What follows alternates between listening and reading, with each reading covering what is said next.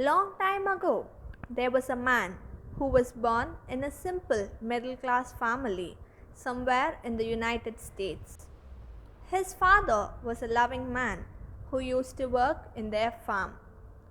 When he was 5 years old, his father died due to an illness. This was the first time he saw his mother cry.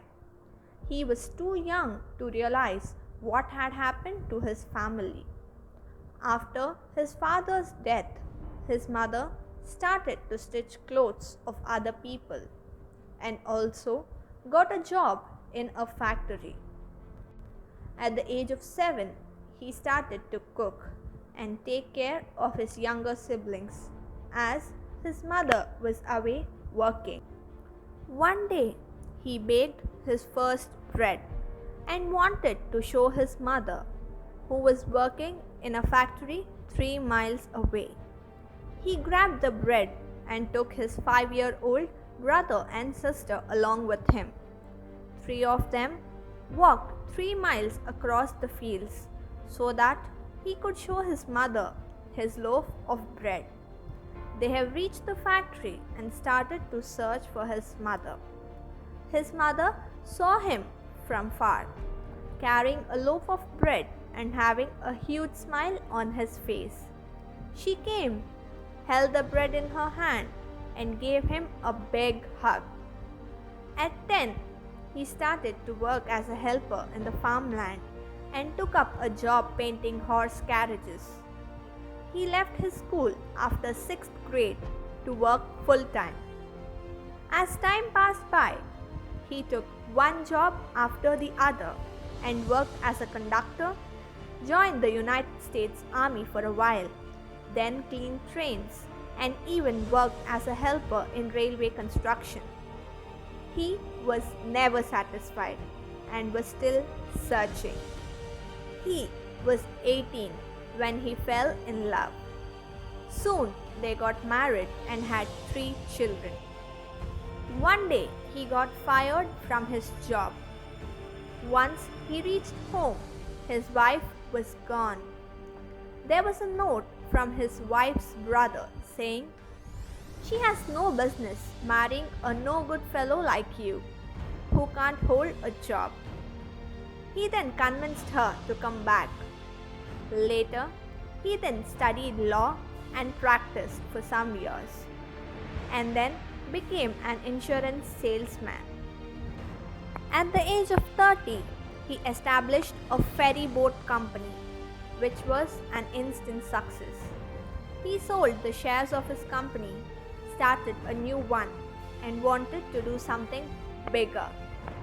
Later, he established a company manufacturing oil lamps and then hired salespeople across the country. The business initially started well. He felt that finally, I have made it. But destiny had some other plans. A company named Delco introduced electric lamps and his venture failed. He then started working as a salesman in Michelin tires. But he lost his job as the manufacturing plant was shut down. He traveled to different cities in search of a job. While coming back with no money, he was looking for a lift to get back home. A man stopped and picked him up in his big car. He shared his story with the stranger and how he was looking for some work.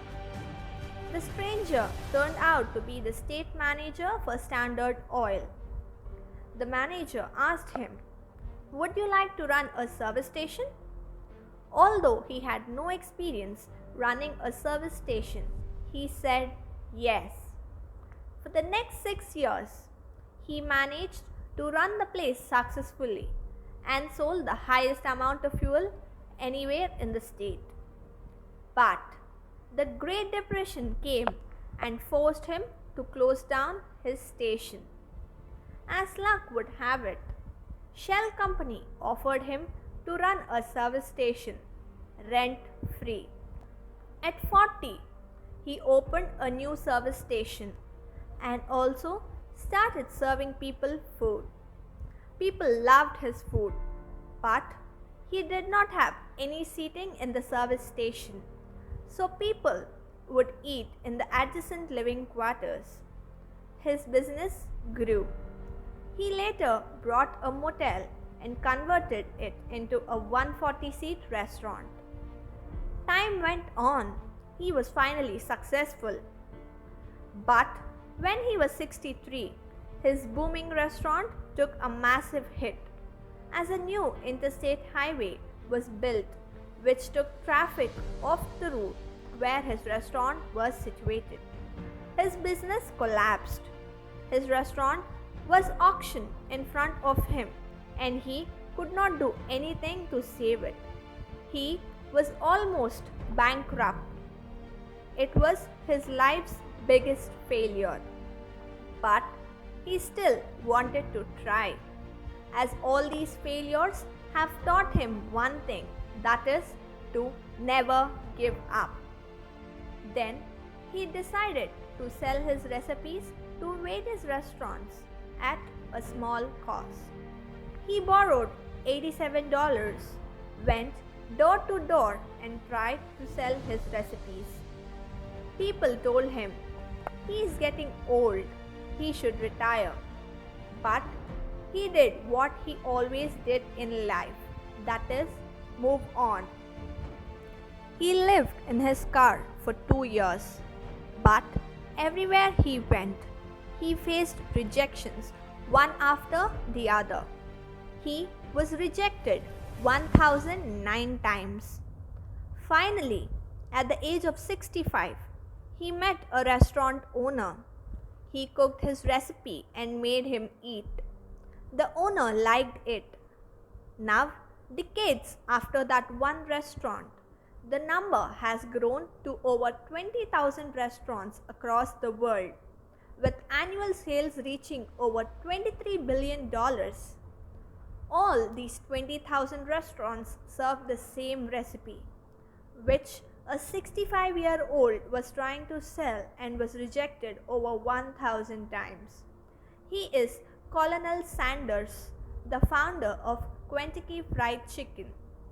If he would have retired or accepted failure, there would not have been any KFC. Thousands of jobs that were created because of him would never have been created. We don't try to achieve our dreams because we fear failure or remember our past failure.